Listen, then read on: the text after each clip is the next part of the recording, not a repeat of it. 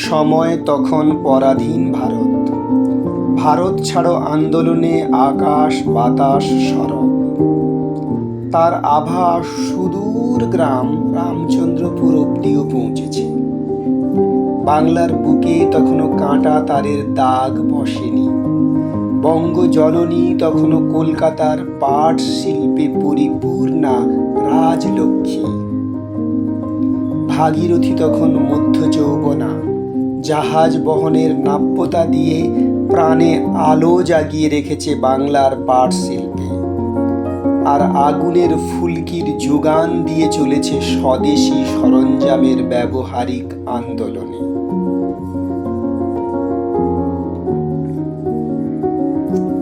নাম তার রামচন্দ্রপুর বটে, বৈশাখী পূর্ণিমাতে যেমন সে সেজে ওঠে, অমাবস্যার কালিমার বুকের ওপর অসীম মর্যাদা পুরুষোত্তমের মনের মতো কোমল অথচ প্রখর জ্যোৎস্নালোকে, তেমনি জীবনের কাঠিন্য কাটে ঈদের চাঁদ হয়ে। এই বৈশাখী পূর্ণচন্দ্রের মতো নির্মল ও ঈদের চাঁদের মতো ধারালো মনের ফুটফুটে 5 বছরের মেয়ে প্রমীলা। কতবার যে সে ভারত ছাড়ো মিছিলে শেষে পা মিলিয়েছে তার সীমা নেই। কোন অজানা টান তাকে ওই মিছিলে বারবার ডাকত কে জানে। একদিন সে শুনেছিল বেড়ের পুকুরের রহস্য। এক গপ্পে মিছিল শেষে খাঁড়া পাড়ার মাচায় সে খাঁড়া জেঠুকে বলতে শুনেছিল, সূর্য ডোবার পর কেউ ভয়ে ও পথ মারাবার সাহস করে না, কারণ বেড়ের পুকুরে নাকি জোকা আছে।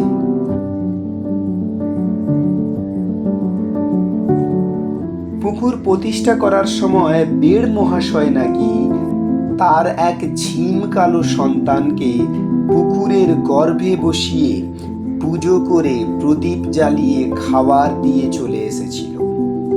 তারপর সূর্য ডোবার সাথে সাথে পুকুর অমনি জলে ভরে যায়। সেই থেকে সে জোকা হয়ে বিরাজমান ওই বেড়ের পুকুরে। আর সেই থেকে আর কেউ কোনোদিন সন্ধ্যের পর তার পাড়ে যেতে সাহস পায়নি।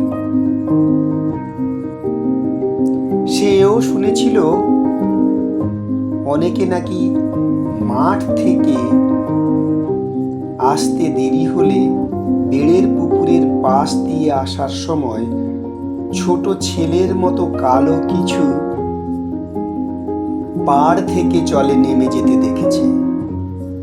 সেই ভয়ে সবাই শিউরে ওঠে বেড়ের পুকুর নামে। প্রতিষ্ঠার পর থেকে আর কেউ কোনো দিন ওই পুকুরের জলে পা ছোঁয়ায়নি।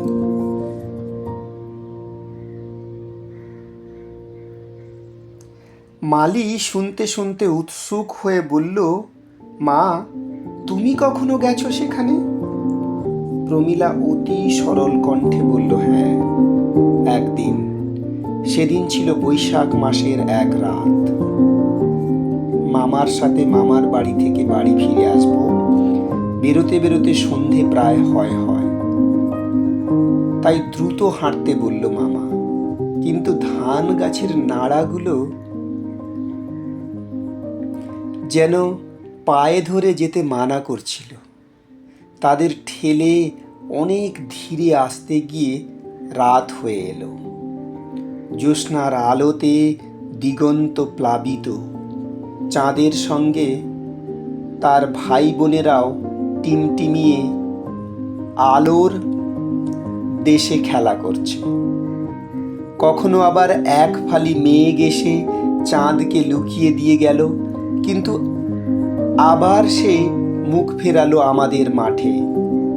আমাদের বাড়ির শালুগড়া আসতে আর মাত্র 10 মিনিট।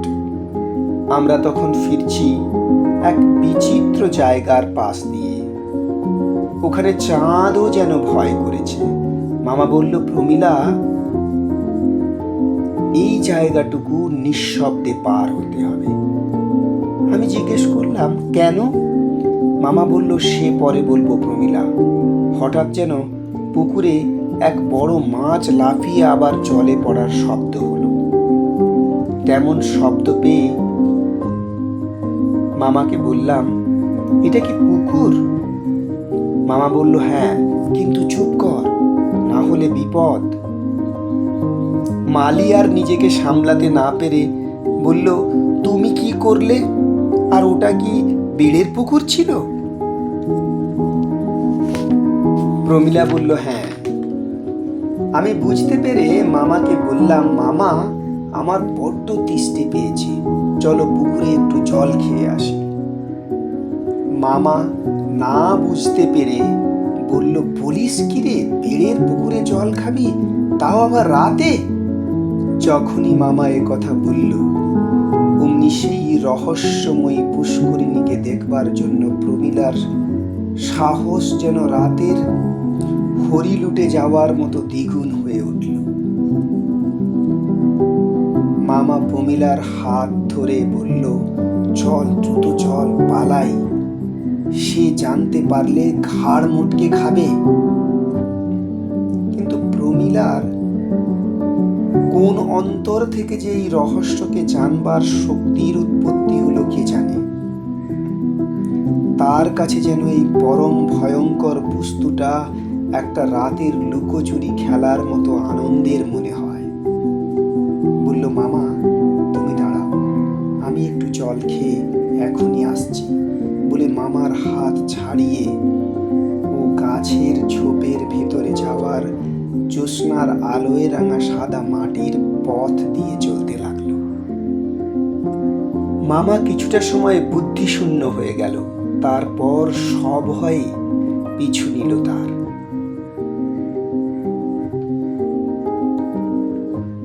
কি মধুর মনোরম দৃশ্য!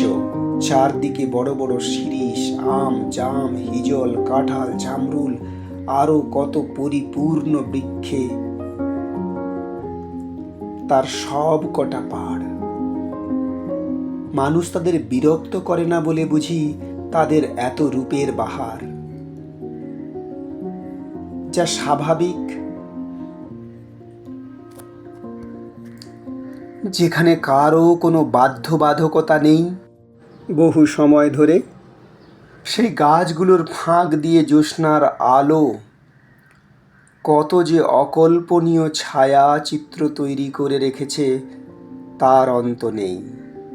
মাঝারি মাপের সেই পুকুরটার পাড়ে একটি মাত্র পোড়ো ঘাট অনেক বছর আগে বীর মহাশয় বানিয়েছিলেন তার কৃষ্ণাঙ্গ পুত্রকে স্থাপন করার সময়। তারপর বুঝি আর কোনো দিন ব্যবহার হয়নি। সেই বেড়ের পুকুরের মাঝখানে 3 দলে 3 ঝাঁক শালুক বন, একদল সাদা, আরেক দল তীব্র গোলাপি পাদপদ্মের মতো, আরেক দল দেব সাদা আর গোলাপির মিশ্রণ। পুকুরের সব কটি জলবিন্দু যেন সর্বভারতবাসীর মতো এক মনে স্বদেশী আন্দোলনের মতো মনোযোগী। তাদের এই মানব নিঃসঙ্গ জগৎকে আয়না স্থির রাখতে চাঁদের আলোকে যাওয়ার পথ করে দিচ্ছে আরো গভীরে যেতে। আর সেই অভিশপ্ত চক্ষ বালককে চন্দ্রিমার পবিত্রতায় রাঙিয়ে দিয়ে সারা জগতের কাছে এক অপূর্ব প্রাকৃতিক ভালোবাসার দৃষ্টান্ত করতে, যে ভালোবাসার বৈকুণ্ঠের সমান অপরূপ, অপূর্ব, যা নিজের চোখে না দেখে বর্ণনা করা অসম্ভব, যা স্বাভাবিক ভাবনা আনে মনে। কোথা হতে এত সৌন্দর্য এই পতিত বনের কোণে। মামা সভয়ে কয়েকবার ফিসফিসিয়ে ডাকল,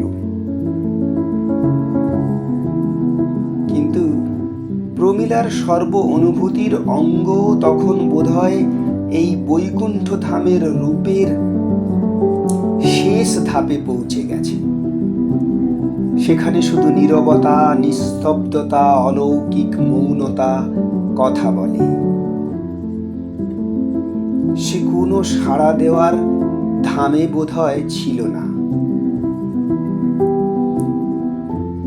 সে দেখল একটা করঞ্জা গাছ যেন জলের ওপর শুয়ে আছে, আর তার ফুল সহ জলচ্ছবি চাঁদের আলোর প্রতিবিম্ব হয়ে যেন পুষ্করিণীর গভীর অন্তরে নিবাস করছে।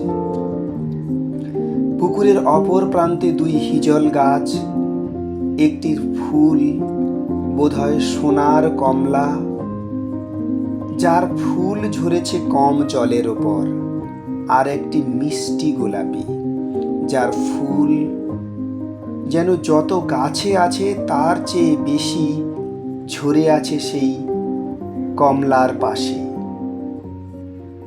এ যেন এক দুই পুষ্প আর তাদের জন্মদাতা জন্মদাত্রীর জন্ম জন্মান্তরের নিষ্পাপ ভালোবাসা। বেড়ের পুকুরের আয়না জলে বৈশাখী পূর্ণিমার চাঁদের কিরণে হীরার মতো বর্ণ উজ্জ্বল পবিত্র বিকিরণে নিষ্পাপ অনুভূতি দিয়ে ভরে রেখেছে পুষ্করিণীর মন। শালুকের দলগুলো যেন চাঁদকে বলছে, তুমি আরো কাছে আসো, আরো ভালোবাসো। আর সেই ভালোবাসার চক্ষু দিয়ে হিজলের রূপ আর পাতা দিয়ে মধুর গন্ধ ভরে রেখেছে তাদের সৌন্দর্য। সে কোনো অভিশপ্ত পুকুর নয়, যেন পূর্ণিমার আকাশ, মেঘ মেঘালি চাঁদ তারারা এক নিরিবিলি স্থান পেয়ে নৈসর্গিক খেলায় কৈশোরের আনন্দে বিভোর এক জগৎ সৃষ্টি করেছে। হঠাৎ প্রমীলার চোখে পড়ল এক ঝিম কালো শিশুর মতো কিছু বসে সেই করঞ্জা গাছের শোয়া ডালে। চোখ দুটো তার তারার মতো জ্বলজ্বল করছে তার অন্ধকার ভরা নিচু কপালে।